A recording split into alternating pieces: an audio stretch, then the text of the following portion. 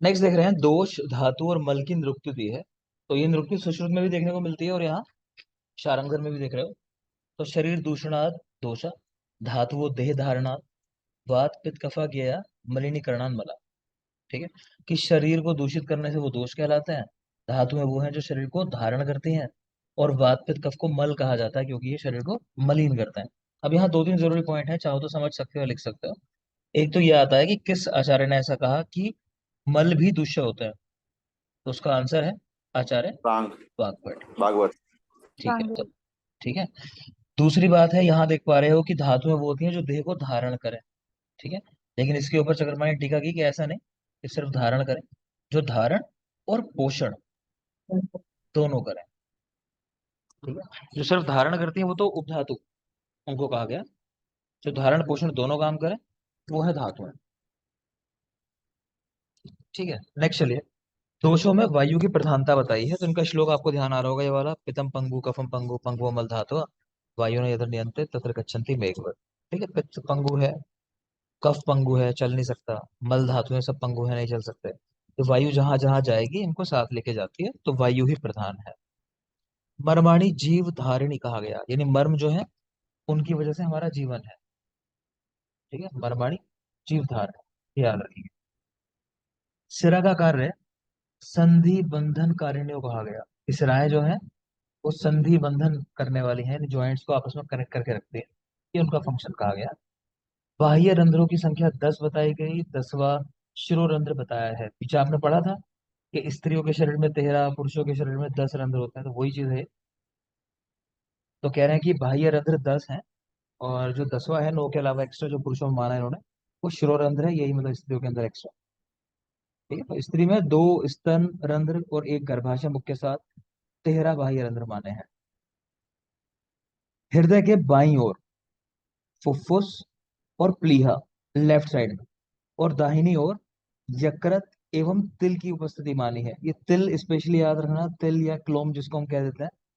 ठीक है, तो अगेन कि डाउट है कि ऑर्गन होता क्या है, लेकिन फिर भी अगर पूछा जाए किस तरफ है, तो दाहिनी तरफ है, याद रखेंगे। और हृदय के नीचे की तरफ है। चरक ने ऐसा, माफ करें, सुश्रुत ने ऐसा लिखा है कि दाईं ओर और हृदय के नीचे की तरफ, तो ये भी बात ध्यान रखना। ठीक है, तो बाईं ओर फुफ्फुस और प्लीहा, दाहिनी ओर यकृत और तिल की उपस्थिति मानी है। फुफ्फुस को उदान वायु का आधार माना है, जबकि उदान वायु का स्थान कहाँ बताया, बोलो। कंठ। कंठ के अंदर। ठीक है, नाभि और कंठ।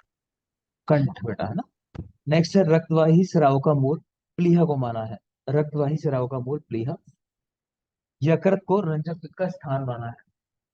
यकृत को रंजक पित्त का स्थान माना है, जबकि रस का रंजन हृदय में होता है। हृदय। ठीक है, क्लोम का परिचय देख रहे हो, इसे तिल और कालियक भी कहा है इन्होंने क्लोम को। यह जलवाही स्राव का मूल है, जलवाही स्राव का मूल। गर्भ में रक्त और वायु से उत्पन्न होता है। तो बाकी तो ठीक है, आप मेनली याद रखोगे इसको कालियक भी कहते हैं और तिल भी कहते हैं क्लोम को, ये चीज याद रखना, बाकी तो ठीक है। रक्त और वायु से बन रहा है। प्राण वायु का स्थान नाभि को माना है। तो सही लिखा है गलत लिखा है, बोलो। सही है सर। हृदय। सही, प्राण मुस्कान। वायु का नाम वो है। हृदय है ना सर? कंफ्यूजन नहीं क्रिएट करना है, कई बार बताया है कि श्लोक को पढ़ के ऐसा लगता है कि नाभि में फुफ्फुस। है फुफ्फुस। नहीं बेटा, हृदय बता रहे हैं, सही है वो, हृदय जी ही सर, होता है। हृदय है। ठीक है, तो हाँ, और ये जो श्लोक सर लिखा है, ये सर स्टार्टिंग नाभि सूक्ष्म से क्रिया होती है। मानते हैं क्या सर, नदी के बारे में? नाभि में किसी ने नहीं माना, नाभि में कहाँ सर किसी ने। अच्छा सर ठीक है। प्राणों की स्थिति नाभि में मानी है शिव। हाँ बेटा, सर वो श्वास प्रश्वास वाला प्राण श्लोक है की ना, वहां स्थिति पे आया नाभि है में कि नाभि नाभि से उठती हुई वायु ऐसे हाँ वो तो करके। ये श्लोक श्वास लिखा ही को है। समझता है। नहीं नहीं, कोई कह रहा है ना कि नाभि का कोई बोल रहा है कि, हाँ सुश्रुत ने बोला है सर, प्राणों का स्थान नाभि को नहीं वो तो तो प्राणों का स्थान शारीरिक है बेटा, प्राणों वो तो अलग चीज हो गई। प्राण वायु की बात है, प्राण वायु किसी ने नहीं कही नाभि में, है ना, वो गलत है, किसी ने नहीं कहा है। ये जो श्लोक है मैं आपको ये बता रहा हूँ कि ये जो श्लोक है, आप जो श्लोक देख पा रहे हो, इस श्लोक के अंदर, एक मिनट बेटा,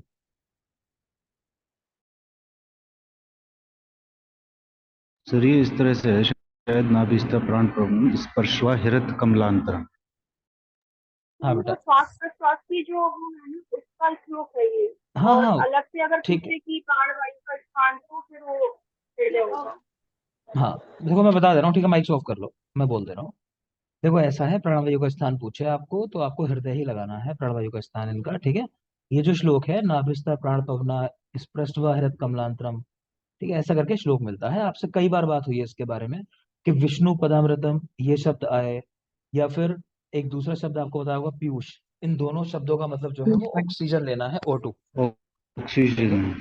हाँ तो ऑक्सीजन से ग्रहण करते हैं। इस श्लोक के अंदर सिर्फ ये बात आई है कि जो प्राणवायु चलती है वो मतलब नीचे से उठती हुई जाती है ऊपर की तरफ, नाभि मतलब, क्योंकि हमारे मूवमेंट होते हैं ना, जब रेस्पिरेशन होता है एब्डोमिनल मूवमेंट होते हैं, है ना। तो थोरैको एब्डोमिनल आप पढ़ते हो ना, कि जो रेस्पिरेशन होता है तो एब्डोमिनल रीजन के मूवमेंट हो रहे हैं, थोरेसिक रीजन के मूवमेंट हो रहे हैं। तो वो बताना चाह रहे हैं कि नाभि से होते हुए वायु ऊपर की ओर आती है और बाहर आने के बाद दोबारा से अंदर प्रवेश करती है तो ऑक्सीजन लेके प्रवेश करती है, ठीक। तो कंफ्यूजन मत करो, इतना कुछ जानने की जरूरत भी नहीं है। तो प्राणवायु का स्थान आप सिंपल से याद रखो, हृदय के अंदर है, यहाँ गलत लिखा है, ठीक है, इसको काट दोगे। आगे देखिए, शरीर और प्राणवायु का संयोग ही आयु या जीवन कहलाता है। शरीर और प्राणवायु का संयोग ही आयु या जीवन कहलाता है। आहार 6 माने हैं, चोष्य और चर्व्य ये अतिरिक्त माने हैं। आहार 6, चोष्य और चर्व्य ये एक्स्ट्रा है। गुदा में 3 वलियां होती हैं, प्रवाहिनी, सर्जनी और ग्राहिणी। प्रवाहिनी, सर्जनी और ग्राहिणी याद रखोगे, प्रवास करके आपको ट्रिक बताई होगी जब अर्श पढ़ाया होगा चरक का, तो वो वाला मेनली याद रखोगे आप। वहां पे किस तरह से है बोलो, पहली प्रवाहिनी, दूसरी प्रवाहिनी, विसर्जनी और संवर्णी। तो आगे तर्जनी और समरनी। ठीक है, ठीक है बेटा, तो याद रखना वहां प्रवास प्रवाहिनी। करके याद करते हैं। हाँ बेटा, प्रवास करके आपको याद कराया था तो वो याद रखेंगे अपना। नेक्स्ट है, पुत्र या कन्या उत्पत्ति में परमेश्वर को भी कारण, परमेश्वर को भी क्या, परमेश्वर को ही इन्होंने मेन माना है। यथा यथा परमेश्वर इच्छा परमेश्वरी ऐसा करके वर्ड आया है कि संतान क्या होती है, जैसी प्रभु की इच्छा होती है। बाकी सुश्रुत की अगर बात करें, वो जानना चाहो तो जो ओड नंबर्स होते हैं बोलो, उनमें male female, female. Female. Female. और जो इवन नंबर है फीमेल। उनमें मेल संतान, ठीक है। ठीक है, तो मतलब 5वीं रात्रि, 7वीं रात्रि, 9वीं रात्रि ऐसे जो है उस उनसे जो संतान उत्पन्न होगी वो फीमेल होगी। और जो इवन नंबर है जैसे 4, 6, 8, 10 ये जो है ये मेल संतान के लिए। नेक्स्ट है नाल छेदन, 8 अंगुल पर करने का निर्देश है, ठीक है। तो क्लाइंबिंग करके जो वो नाल काटते हैं बच्चे की, तो 8 अंगुल पर काटने की बात की इन्होंने। स्तुति का काल 1.5 मास या पुनः आर्तव दर्शन तक, ठीक है। तो विशिष्ट पथ्य व्यवस्था वाला टाइम जो है डिलीवरी के बाद, ये 1.5 महीने का टाइम है, स्तुति का काल उसको कहते हैं। तो कह रहे हैं या तो 1.5 मास कह लो, या कह लो जब तक पुनः आत्म दर्शन ना हो तब तक का टाइम। प्रसव के तीसरे या चौथे दिन नारी स्तन्य आता है, तो आपको पूछा जाएगा कि स्तन्य परिवर्तन काल कितना है, तो आंसर लगाना है 3rd और 4th डे, ऐसा ही करना है 3rd और 4th। इसी तरह एक और क्वेश्चन लिख लो यहीं पर, मिल्क फीवर या शीरत ज्वर। हाँ अभी बेटा, 3 और 4। तो सेम, जिस दिन स्तन्य परिवर्तन काल है उसी दिन तीसरे चौथे दिन तो शीरत ज्वर का टाइम होता है, तो याद रखेंगे। जब तक दूध ना उतरे तब तक बालक को गुड़ और अजवाइन देने का निर्देश है। गुड़ अजवाइन, अभी आज वो सवाल चल रहा था आप लोग का, शिवांगी ने डाला था कि गाइड में गलत है क्या, है ना बेटा। तो वो वही है, अनंत अनंत को कई लोग डिफरेंस नहीं मानते, मैंने आपको बताया भी है कि हम तो सिंपल याद कर लेते हैं, सुश्रुत ने जो लिखा है कि वो अनंत है या अनंता है, और वाग्भट ने जो लिखा है वो अनंत है या अनंता है, उतना। तो वो थोड़ा सा उसमें अनंता वाला हाँ पॉइंट गलत है वहां पे, तो उसको सही कर लोगे, बाकी तो ठीक है, बाकी कुछ गलत नहीं है, ठीक है। आगे देखिए, जब तक दूध ना उतरे तब तक बालक को गुड़ और अजवाइन देने का निर्देश है। माता के दूध के अभाव में बकरी या गाय का दूध, ध्यान रखना आपसे पहले भी मैंने कहा है, ये ऑप्शन पूछे तो गाय का दूध नहीं लगाओगे माता के स्तनने के अभाव में। हाँ बेटा, बकरी, बकरी का दूध लगाना है, ये फर्स्ट प्रायोरिटी है हमारे। अन्नप्राशन का काल 6ठा या 8वां मास बताया है, 6ठा या 8वां मास अन्नप्राशन का आपको बताया है। सभी का अन्नप्राशन 6ठे मास में ही है ज्यादातर, लेकिन काश्यप ने जो लिखा है वो क्या लिखा है, बोलिए। 6 मास फल में फल का। प्राशन। 10वें। ठीक है, तो फल प्राशन कराया 6ठे मास में उन्होंने, काश्यप 6ठे मास में फल प्राशन कराते हैं, वो भी याद रखेंगे। नेक्स्ट है आयु का डिवीजन, कि बाल्यावस्था, मध्यम अवस्था और वृद्धावस्था। तो बाल्यावस्था 16 वर्ष तक, मध्यम अवस्था 16 से 70 वर्ष तक, और वृद्धावस्था 70 साल के बाद की स्टेज होती है। तो 16 तक बाल्यावस्था, इस पे लोग सवाल कर लेते हैं कई बार, है ना। आप लोग जैसे कोई थीसिस कर रहा होगा, कुछ कर रहा होगा, तो वहां पूछ लेते हैं कई लोग क्या करते हैं कि हम 18 साल से बड़े लोगों को लेंगे अपनी स्टडी के अंदर, तो वहां फंसा लेते हैं कि क्यों लोग 18 से बड़े, भाई क्या आपका लॉजिक है इसके पीछे। ठीक है, तो हमारे हिसाब से लॉजिक 18 का नहीं बनता। हमारे यहाँ जो लॉजिक बनता है वो 16 वाला बनता है। हमारे आचार्यों ने 16 तक मानी बाल्यावस्था, कि आप एडल्ट लेना चाहते हो 16 के बाद वाले। क्लियर। तो कई बार लोग ये जवाब देने लगते हैं कि सर वो एडल्ट के हिसाब से, तो एडल्ट्री चेंज होती रहती है मॉडर्न की या फिर देशों की। ठीक है, वो चेंज होती रहती है। वो नहीं, हम चलेंगे अपना आयुर्वेद के सिद्धांत पे। 16 साल है बाल्यावस्था, मध्यम अवस्था 16 से 70 है, और वृद्धावस्था 70 के बाद है। औषध की मात्रा कितनी सेवन करनी है? तो कह रहे हैं बालक को प्रथम मास 1 रत्ती। अब प्रत्येक मतलब माह जो है आप औषध की मात्रा एक एक रत्ती बढ़ाते चले जाओगे, तो कह रहे हैं 12 माह पे ये मात्रा हो जाएगी 12 रत्ती। ठीक है, तो 12 रत्तियां एक माशा कह रहे हैं। अब क्या करना है, कह रहे हैं 16 वर्ष तक प्रतिवर्ष एक एक माशा बढ़ाते जाओगे, तो वो मात्रा बढ़ के हो जाती है 16 वर्ष पे 16 माशा। तो देख लेंगे इसको भी, आगे चले। फिर कह रहे हैं 16 से 70 तक यही मात्रा रखनी है, 70 के बाद पुनः घटाते जाएं। तो ये दो शब्द याद रखोगे, 16 और 70, ये जरूरी है हमारे लिए। ये 16 तक वहां पे बढ़ के रुक जा रही है मात्रा, ठीक है, इधर 70 से दोबारा कम होनी शुरू हो जाती है। तो अक्सर सुना होगा कि बच्चे और बूढ़े जो होते हैं वो एक जैसे ही होते हैं। ठीक है, दोनों में ही सेम केयर चाहिए होती है। तो कह रहे हैं ये मात्रा जो है कल्क और चूर्ण औषधियों की है, सोरस, क्वाथ, फांट, हिम, ये जो चीजें हैं, अगर ये लेनी है तो इनकी मात्रा 4 गुना कर देनी चाहिए। अगर बच्चों में आप सोरस है, क्वाथ है, फांट है, हिम, ये चीज देना चाह रहे हो, तो मात्रा को 4 गुना कर दो, इसी मात्रा को। नेक्स्ट चलिए। कवल और गंडूश का प्रयोग 5 वर्ष के बाद कराने का निर्देश किया है उन्होंने। कवल और गंडूश 5 वर्ष। सर हाँ, बोलो शिवांगी। सर ये 4 गुना है या 2 गुना है? 4 गुना लिखा है बेटा। सर मुझे ऐसा काश्यप में याद आ रहा था कि 2 गुना है, जो पीडिया में पढ़ाया था शायद। ऐसा है चार नहीं, गुना ही है। 4 ही गुना का ध्यान आ रहा है साथ बेटा में मुझे ही भी। है सर। हम्म, साथ में। ठीक है, कोई बात नहीं, का डाउट है मैं देख लूंगा, लेकिन वैसे 4 ही गुना है, 2 गुना नहीं है। वो आपको बेटा जो ध्यान आ रहा होगा ना, वो बताओ क्या ध्यान आ रहा होगा आपको? ध्यान आ रहा होगा वो कि गुडूची, वो एक बताया ना आपको ट्रिक मैंने, शतावरी, कूष्मांड, अश्वकूप प्रसाद। अश्व, कुकु, प्रसव, है ना, उनका ध्यान आ रहा होगा कि उनको डबल नहीं लेते, वो इस तरह से बात है। शायद वो ध्यान आ रहा होगा आपको में भी। चलो आगे देखते हैं। तो नेक्स्ट है कवल और गंडूश, कि इनका प्रयोग 5 वर्ष के बाद करना चाहिए। नस्य का प्रयोग 8 वर्ष के बाद बताया है। विरेचन का प्रयोग 16 वर्ष के बाद, और मैथुन कह रहे हैं 20 वर्ष के बाद। तो मेनली क्या याद रखोगे, कवल गंडूश 5 वर्ष के बाद बताया है। विरेचन देख लेना, वो प्रैक्टिकल है, पूछ लिया जाता है, तो 16 वर्ष के बाद। और मैथुन कह रहे हैं 20 वर्ष के बाद। नेक्स्ट देखिए। सोविरांजन का प्रयोग नित्य करना चाहिए, सोविरांजन नित्य। और रसांजन श्रवणार्थ यूज कराते हैं, जानते ही हो, 5 या 8 रात्रि पे। चरक का कौन बताएगा मुझे? चरक ने क्या लिखा है? वेरिएशन की तरफ, 5 और पवन की तरफ आप उड़ना है। हाँ बोलो, क्या बोल रहे हो चरक का? 5 से 8 आते हैं। हाँ ठीक है, और वाघ भट्ट का? श्रावण मास दिन। 7 रात 7 दिन। ठीक है, तो याद रखना, कंफ्यूजन मत कर लेना, वाघ भट्ट का 7 दिन है, चरक का सेम ही है। नेक्स्ट देखोगे, हिरास का क्रम। हिरास का क्रम मतलब कि ऐसा कह रहे हैं कि जो हर 10 साल आते हैं जीवन के, तो उसमें एक भाव जो है उसका अंत हो जाता है। मतलब अंत क्या, मतलब क्षीण होना शुरू हो जाता है। तो आपको याद रखनी है सारी की सारी चीजें, कि 10-10 वर्ष में क्या क्या जा रहा है। तो पहले बाल्यावस्था जाती है ना। आप 10 साल का जो बच्चा होता है, उसके दिमाग में कोई ऐसा नहीं होता कि मैं क्या कह दूं, क्या करना चाहिए। वो बहुत सिंपल होगा, जो उसका सीधा होगा दिल के अंदर वो बात कहेगा, है ना। तो बाल्यावस्था चली जाती है 10 साल के बाद। फिर वृद्धि की स्टेज होती है 20 साल तक। हम जो कहते हैं कि हाइट बढ़ना, मेनली 20 साल तक की एज है, उसके बाद नहीं बढ़ती है हाइट जनरली। ठीक है, फिर कह रहे हैं कि आपकी एक छवि बन जाएगी, आप कैसे हो, तो वो चीज भी नष्ट होनी शुरू हो जाएगी धीरे धीरे, कि जो छवि बनी थी, मतलब एक छवि बन चुकी है आपकी, कहने का मतलब ये है डेवलप हो चुके हो आप जिस तरह के इंसान हो।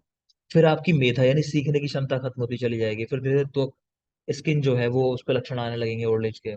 फिर दृष्टि पे दिखाई देने लगेंगे, फिर शुक्र पे, फिर आपका विक्रम साहस जो है, फिर बुद्धि आपकी, फिर आपकी कर्मेंद्रियां जो है क्षीण होना शुरू हो जाएंगी। फिर चेतस मन कहीं ना कहीं व्यतीत होना शुरू हो जाएगा। फिर उसके बाद जीवन चला जाता है। तो इस तरह से इन्होंने चीजें बताई हैं, आपको क्रमशः याद रखनी है। बाल, वृद्धि, छवि, मेधा, त्वग, दृष्टि, शुक्र, विक्रम, बुद्धि, कर्मेंद्रिय, चेत और जीवित, कुल 12 चीजें हैं ये। क्रम याद कर लेना, रट लेना, बिल्कुल जरूरी है। ये देख लो, आप में से कोई पूछ रहा था सर वो वात पित्त कफ प्रकृति के श्लोक आप बता रहे थे, दे देना। ये मुस्कान भेज भी चुकी है कई बार, लेकिन फिर भी मारते रहते हो बार बार। तो ये लिखे तीनों श्लोक तो देख लोगे। वात प्रकृति का अल्प केशो कृशो रुक्षो वाचालश्चल मानसः आकाशचारी स्वप्नेशु वात प्रकृति कौन रहा। ठीक है कि कम केश होते हैं, क्रश होते हैं देखने में, रुक्ष हैं, वाचाल हैं, ज्यादा बोलने वाले हैं, चल हैं, ज्यादा घूमने वाले हैं, आकाश, ये बहुत जरूरी है, सवाल इसी पे बनता है मेनली, कि स्वप्नेशु आकाशचारी, स्वप्नेशु ज्योतिषाम दृष्टा, और स्वप्ने जलाशय। तो वात प्रकृति वाले स्वप्न में आकाश में घूमते हैं, है ना। स्टार्टअप शुरू कर दिया सोते सोते ही कोई, वो बन गए आज, वो क्या यूनिकॉर्न बन गया, फंडिंग हो गई बहुत तगड़ी। तो ये सारे काम होते हैं वात प्रकृति के। फिर पित्त प्रकृति वाला है हाँ, तो वो क्या है, स्वप्नेशु ज्योतिषाम दृष्टा, तो उसको लग रहा है कि आकाश से जो है आज सूर्य ही गिर गया। वो चाइना जो बनाया है दूसरा सूर्य कि वो नष्ट कर दी उसने दुनिया, इस तरह की चीजें देखना। फिर कफ प्रकृति वाले हैं, ये अपना अंडमान निकोबार में कहीं, है ना, तो समुद्र के अंदर गोते लगा रहे हैं सपनों के अंदर, तो सपने जलाशय लोकी। ठीक है, तो याद रखोगे ये मेन चीजें हैं, बाकी तो देख ही पा रहे हो। वात प्रकृति में कह रहे हैं केश अल्प होते हैं, पित्त प्रकृति वाले में होते तो हैं लेकिन वो कलर चेंज हो जाता है ना, व्हाइट हो जाते हैं मतलब। अकाले पलितर व्याप्तो धीमान स्वेदी चारोषणा, समझ ही आ रहा होगा। और नेक्स्ट है कफ प्रकृति वाले, इनके तो बढ़िया वो एक कौन सी हिक्की बिक्की एक्सरसाइज वो है ना, आजकल चल रहा है कि आदिवासी बाल बाल लगा के तेलों पे वो तेल लगा के बालों पे लंबे लंबे बाल, पांच छह लोग खड़े किए रखते हैं और जमीन तक उनके बाल जाते हैं कि हम ये आदिवासी तेल लगा रहे हैं। तो ऐसे वाले इनके बाल होंगे। स्निग्ध केशव महाबला। ठीक, तो देख लेना। आगे देखिए, उष्ण और शीत भेद से विरह दो प्रकार के माने हैं, मधुर अम्ल कटु भेद से विपाक तीन माने हैं। ये देख लोगे, पीछे पढ़कर भी आए हो वहां। शरीर के भीतर स्रोतस असंख्य होते हैं, मतलब अगर छोटे छोटे छिद्रों को काउंट करना शुरू कर दो तो असंख्य हो गए। अग्नाशयस्थ पित्त को अग्नि रूप मानते हुए उसका प्रमाण तिल मात्र माना है, कि पित्त कितना होता है, तिल प्रमाण में होता है। ठीक है, और ये आप जानते हो कि सुश्रुत ने कह दिया है क्या, पित्त के अतिरिक्त अन्य कोई अग्नि है तो नहीं। नेक्स्ट चलिए, वमन में यकृत स्थित पित्त का निर्हरण होता है, तो पित्त को निकाल रहे हैं, कह रहे हैं वो पित्त जो निकलता है कफ के साथ, तो यकृत में जो पित्त है कह रहे हैं वो निकलता है वमन में। बोधक कफ को रसन एवं तर्पक कफ को स्नेहन कफ से संबोधित करते हुए कफ पांच ही माने हैं। ठीक है, तो बोधक कफ को रसन करके वर्ड लिख दिया, रसन कफ, और तर्पक कफ को स्नेहन कफ करके लिख दिया, कह रहे हैं। स्नायु को मांस अस्थि संधियों का बंधक कहा है। चेष्टावान एवं स्त्री भेद से संधियां दो प्रकार की, बेटा समझ लेना, मैं आपको याद नहीं करवा रहा यहाँ चीजें जो पढ़ रहे हैं हम। क्यों नहीं करा रहा, कि यहाँ से क्या है, एक दो चीज थोड़ी बहुत गड़बड़ होगी और सारे कॉन्सेप्ट हमारे बिगड़ जाएंगे जो हम शारीर में पढ़ते हैं। ठीक है, तो इसको रटने की कोशिश मत करना, मैं रीडिंग लगा रहा हूँ क्योंकि रीडिंग लगवा रहा हूँ एक बार, जहां मैं कहूंगा वहीं याद करना है, इनको याद करने के चक्कर में नहीं पड़ोगी, चीजें अलग हो सकती हैं छोटी मोटी, वो गड़बड़ हो जाएगी। ग्रीवा में हृदय संबंध रखने वाली कंट्राओं से लिंग की उत्पत्ति मानी है। समान वायु से प्रेरित रस का रंजक के द्वारा हृदय में रंजन होकर रक्त की उत्पत्ति होती है, तो जानते ही हो रस का रंजन हृदय में होता है, उतना याद रखना। अंजन, लेप, स्नान, अभ्यंग, प्रतिमर्श एवं वमन, इन उपक्रमों का प्रयोग जन्म से ही किया जा सकता है, इसको याद रखेंगे आप। पीछे आपने देखा कवल गंडूश 5 वर्ष के बाद, ठीक, वो भी दे देते हैं लोग ऑप्शन के अंदर, इनमें से कौन सा कर्म है जो जन्म से करा सकते हो। ठीक है, तो ये देख लो, उन्होंने अंजन को कहा। देख लेना, गाँव में तो खासकर, आजकल तो मम्मियां नहीं कराते, आज मदर्स डे भी है ना, पुराने जमाने की मम्मियां क्या करती थी, वो आंखों में, सब बच्चों की आंखों में काजल, एक वो फोरहेड के ऊपर वो लगा देना ब्लैक कलर का, तो उससे याद कर सकते हो कि अंजन तो लगाना ही छोटे से। फिर लेप देख लो, छोटे से बच्चों को जैसे ऑयल वगैरह करते हैं मान लो, तो अभ्यंग करना या लेप करना, स्नान सब करते हैं बचपन से। इसी तरह प्रतिमर्श तो बहुत ही लाइट प्रोसीजर होता है, तो वो करा ही दे सकता है। और लास्ट है भवन, तो छोटे बच्चों को कुछ होता हो ना होता हो, बर्पिंग नहीं कराई अगर आपने प्रॉपर, है ना, तो उसके बाद वॉमिटिंग वो कर ही देते हैं, है ना, तो वैसे भी याद रख सकते हो, तो ये चीजें इजी हैं याद रखना। भस्मक की जठराग्नि विकारों में गणना करते हुए इसमें वात और पित्त का प्राधान्य माना है, तो भस्मक रोग, इसमें वात और पित्त का प्राधान्य है, देख लोगे। आपको बता रखा है कौन सी व्याधि है जिसमें अजीर्ण में भी भोजन कराया जाता है, तो भस्मक रोग है। दूसरा, Yes, अजीर्ण में वैसे भोजन किया जाए उसको बोलते क्या है, तो उसको बोलते हैं अध्यशन। yes, sir. अध्यशन। नेक्स्ट बता देंगे, इसको पूछूं मैं, शिवांगी, बेटा पथ्य अपथ्य एक जगह मिलाकर खाना क्या कहलाता है, Samson. समशन। ठीक है, तो वो भी लिख लोगे, पथ्य अपथ्य को एक जगह मिलाकर खाना समशन। ठीक, आगे चलिए। सोम रोग की चिकित्सा में कदली फल और आंवले की सोरस को शर्करा के साथ लेने का निर्देश किया। हमारे लिए जरूरी है कि सोम रोग का प्रथम उल्लेख किसने किया है, तो बोलो। वंगसेन वंगसेन ब्रंद वंगसेन। टाइम। वंगसेन। ब्रह्म माधव नहीं है, कौन बोल दिया ब्रह्म माधव? 12वीं सदी। 12th वंगसेन है। century। ठीक है, वंगसेन है 12वीं सदी, याद रखोगे सोमरोग। ठीक है, तो सोमरोग की चिकित्सा में कदली फल, ये भी बहुत जरूरी है, कदली फल याद रखोगे। उदर्द रोग में, गर्ल ऑफ पैरन। अच्छा भस्मक का बता रहे थे क्या? ठीक है। श- शेफाली बेटा कुछ कह रहे हो? नहीं। ठीक है शेफाली, आपकी साइड बेटा मुझे लगा कनेक्शन स्टेबल नहीं है। ठीक है, आगे चलिए। तो उदर्द रोग में सर सोमरोग क्या है ना? बेटा सोमरोग का प्रथम उल्लेख वंगसेन। चिकित्सा क्या है उसमें, रोग में क्या है ना? सोमरोग में ना ये लिखा लिखा है है ना, ना? कदली फल इसका घृत बनाया जाता है, तो कदली फल याद रखो आप। अच्छा। ठीक है, वैसे तो रोग ही अपने आप में वही अगेन डाउटफुल कंडीशन है, उस रोग को हम क्लियर कट रिलेट नहीं करते किसी कंडीशन के साथ मॉडर्न में। ये फिर भी अब लिखा है तो याद रखना है, जरूरी है। नेक्स्ट है उदर्द रोग में गैरिक, काली मिर्च और मधु का आभ्यंतर प्रयोग बताया है। गैरिक, काली मिर्च, मरीच और मधु, इनका प्रयोग। श्रीपद में शाखोटक, ये बहुत जरूरी है। श्रीपद में शाखोटक। सुमित, जी बहुशो, सर। बहुशो ज्वर कहाँ का लक्षण है, किस रोग में देखा है बहुशो ज्वर?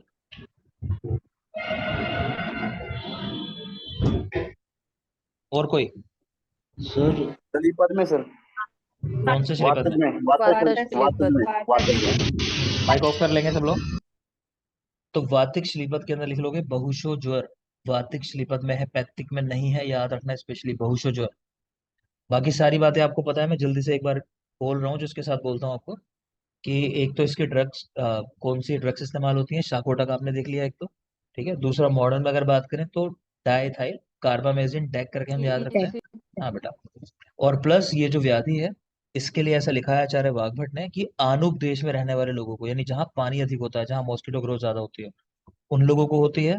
और सुश्रुत ने लिखा है जहाँ पुराण उदक यानी पुराना जल भरा रहता है। हाँ, पुराण उदक भूयिष्ठ क्षेत्रों के अंदर, प्राण उदक भूयिष्ठ, जहाँ पुराना पानी भरा रहता है जिन क्षेत्रों के अंदर, उन लोगों को होती है कंडीशन। ठीक है, तो याद रखोगे। आगे देखें, तो डैक लिख लेना, डाइथाइल कार्बामेजिन, वो जरूरी है। नेक्स्ट है इलायची, दालचीनी, तेजपत्ता, इसको त्रिगंध नाम दिया है। दालचीनी, तेजपत्ता, इलायची जानते होगे। चूर्ण को घृत या मधु में मिलाकर चाटना हो तो घृत या मधु 2 गुना लें, एवं द्रव के साथ लेना हो तो द्रव 4 गुना लें। ठीक है, चूर्ण को कह रहे हैं घृत या मधु से चाटना है, तो इनको जो है 2 गुना या 4 गुना लेने की बात की।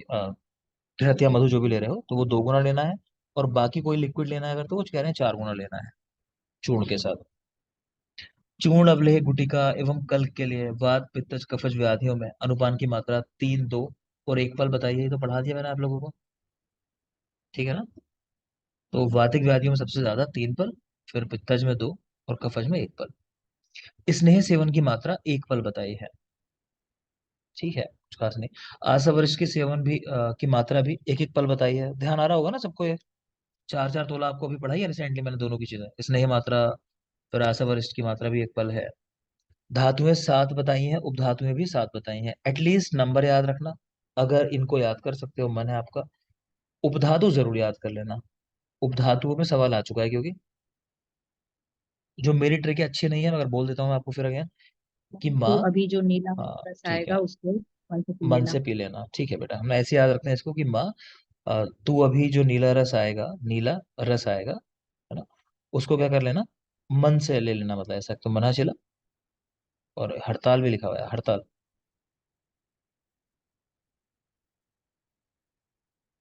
ठीक है, तो देख लो, याद कर लेना। 9 विष और 7 उपविष माने, इसको हम एक नाम के साथ याद करते हैं, नौशाद। तो नौशाद याद कर लोगे तो 9 है विष और 7 है उपविष, नौशाद, तो 9 और 7। स्नेह पान का काल किंचित सूर्योदय होने में बताया, कि सूरज निकल आए तो शुरुआत हुई हो, अभी पूरा तीक्ष्ण नहीं हुआ हो अपनी गर्मी से, तो उस समय स्नेह पान करना है। अनुवासन की मात्रा का निर्देश बल के अनुसार क्या है, इसको ध्यान से देखना। तो 6 पल, 3 पल और 1.5 पल। ठीक है, ये डेढ़ बल जो देख रहे हो क्या बोलते हैं इसको, बताएगा कोई? स्नेह की ह्रस्व मात्रा। इसमें की ह्रस्व मात्रा होती है, उसे क्या बोलते हैं? इस मात्रा को कहाँ यूज होती है मात्रा, किस बस्ती के अंदर? मात्रा मात्रा ठीक बस है बेटा। मात्रा बस। तो इसको मात्रा मात्रा बस्ती, मात्रा वस्तु। हाँ बेटा, मात्रा बस्ती की मात्रा होती है डेढ़ बल। नॉर्मली आपको ऐसा ही याद रखना है, जो अपवाद है बाकी चीजें हैं। तो हम लोग कल से शुरू कर रहे हैं क्या, पंचकर्म, इवनिंग बैच के अंदर 5 वाले में। तो किसी को बाकी पढ़ना हो तो वहां कल से आप देख सकते हो, कल शुरू हो जाएगा हमारा। आगे है, बस्ती देते समय बस्ती पुटक को दबाने का काल 30 मात्रा बताया, मतलब आप जो उसको प्रेस करोगे तो 30 मात्रा के अंदर बस्ती द्रव्य जो है चढ़ा देना है, मतलब ये है कहने का। ठीक है, तो बस्ती देते समय बस्ती पुटक को दबाने का समय 30 मात्रा का बताया है।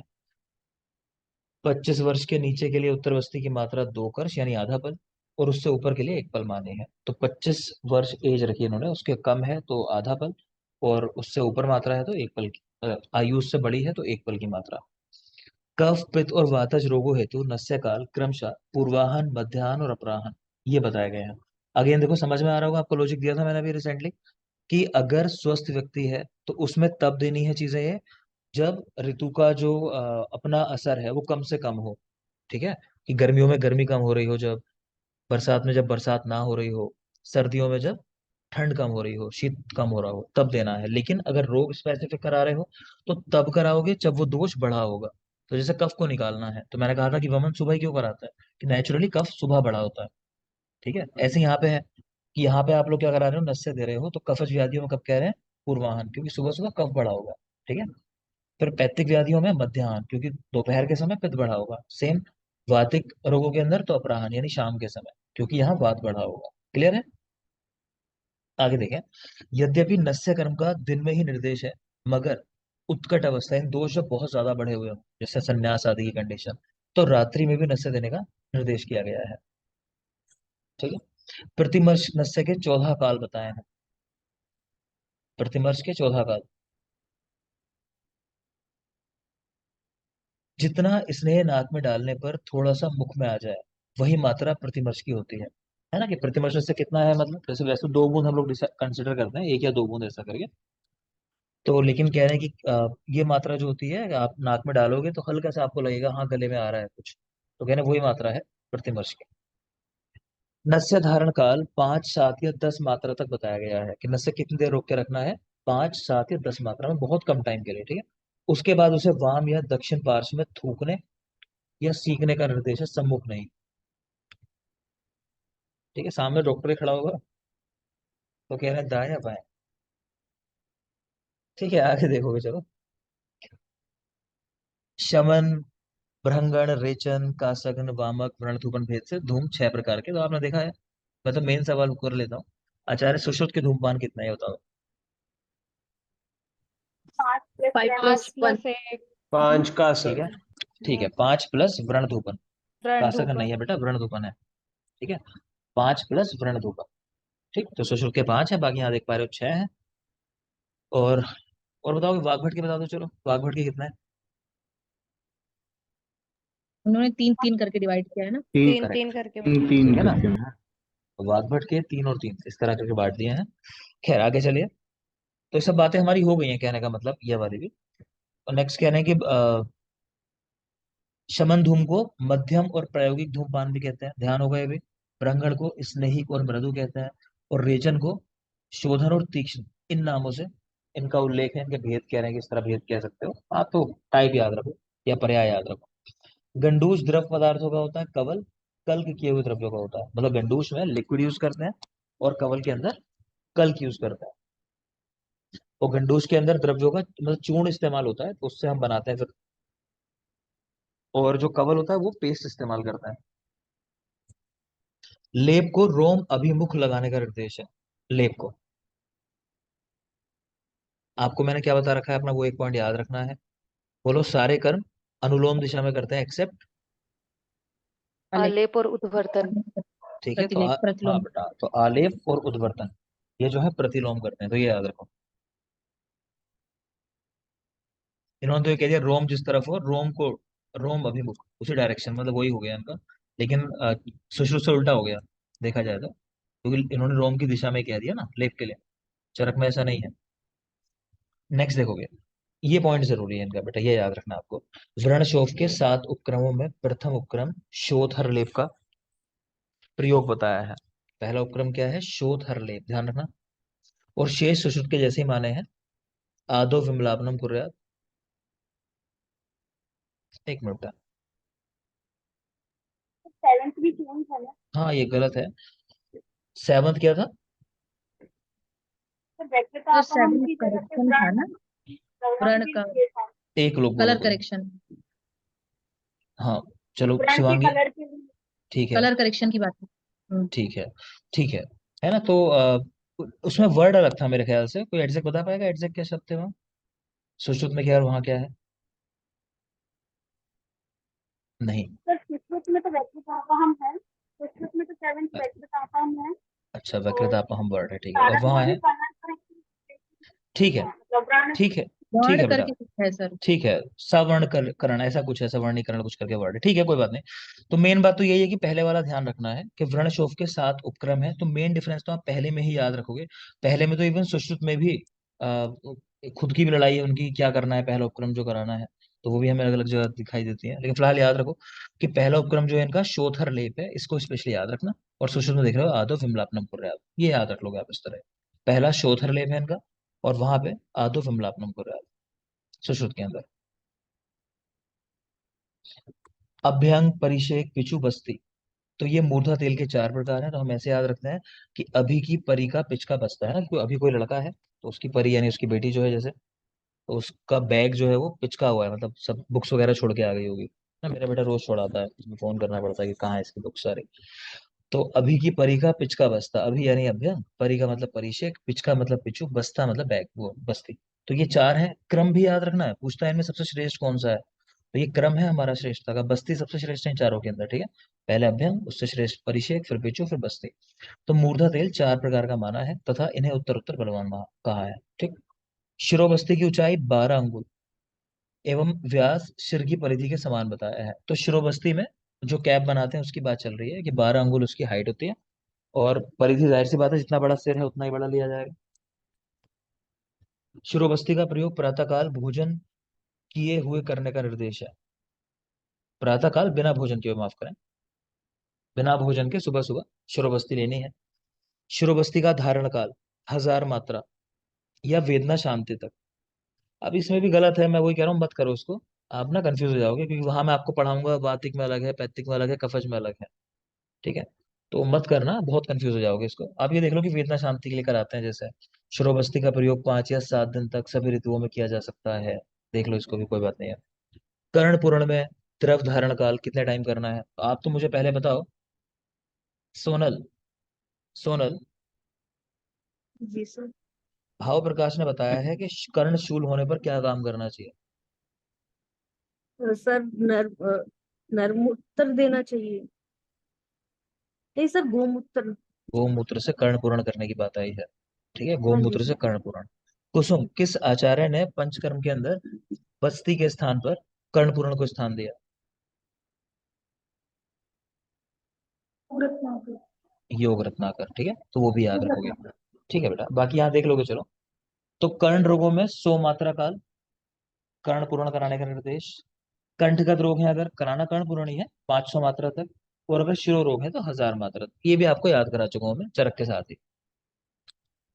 कर्ण पूर्ण में रस आदि द्रव पदार्थ प्रातःकाल भोजन से पूर्व और तेल आदि सूर्यास्त होने पर भरने चाहिए। आपको कर्ण पूर्ण कराना है, मान लो कि रस के साथ कराना है किसी को, तो कह रहे हैं प्रातःकाल कराना है भोजन के पहले। और अगर तेल आदि से करना है कर्ण पूर्ण, कि आपको लगता है कि अब हमारे 4 तेल डालना है कान में मान लो, तो कह रहे हैं सूर्यास्त होने पर, शाम के समय तब भरना चाहिए।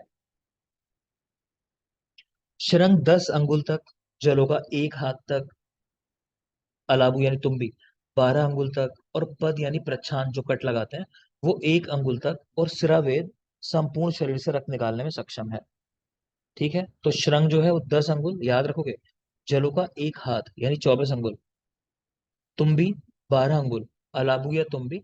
तो देखो दोनों के एंड में बा लेटर आता है, तुम्बी कह लो चाहे तो अलाबू कह लो, तो बार है ना, बा से 12 हम ऐसे याद रखते हैं।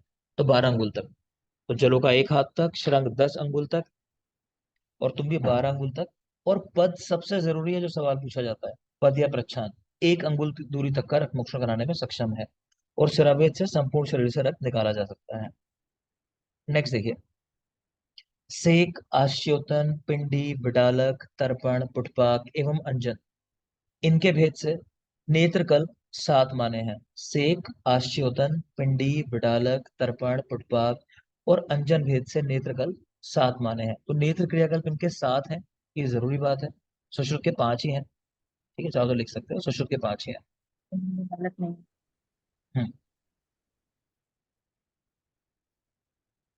नेक्स्ट चलेंगे, दंतवर्ती का प्रयोग नेत्रगत शुक्र रोग में बताया है ना। नाम भले ही दंतवर्ती है, लेकिन यूज कहाँ हो रही है, नेत्रगत शुक्र रोग में। कह रहे हैं नेत्र में शुक्र रोग हो जाता है, उसमें दंतवर्ती का प्रयोग बताया गया है। यहाँ बेटा भेद बताए हुए हैं, तो ये भेद यहाँ से नहीं याद करते, चरक सूत्र में आपको मैं याद कराता हूँ जिसके कराने हैं। यहाँ मैं देख लेता हूँ, कोई जरूरी होगा तो वो याद कर लेंगे, अदरवाइज चक्कर में नहीं पड़ेंगे। एक तो ग्रहणी आपको ध्यान होगा जिन लोगों ने पढ़ा है, बोलो शारंगर की ग्रहणी विकार।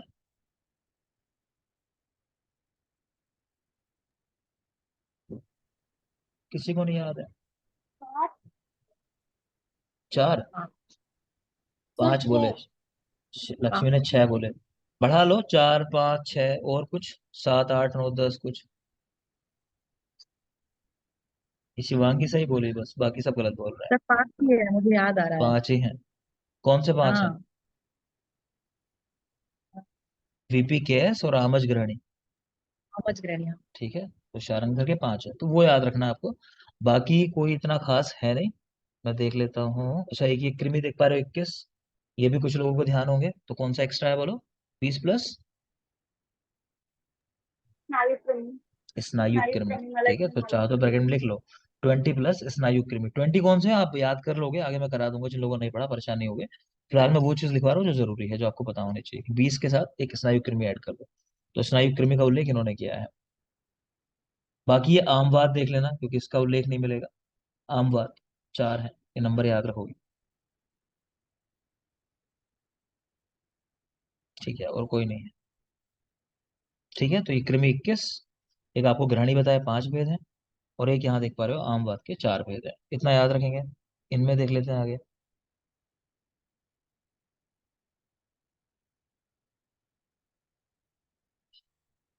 प्रमेय पटकाएं देख पा रहे हो, 10 लिखी है। नंबर चाहो तो देख लेना, कोई खास नहीं है वैसे। ये कर्णपाली के रोग जरूरी है, इनके नंबर याद रखोगे। कर्णपाली के रोग 7, नंबर याद कर लेना। कर्णपाली 7 रोग। स्त्री दोष 3, बाल ग्रह 12, ये बहुत जरूरी है। ठीक है, फिर ये बाल रोग 22 और शुद्ध रोग 60।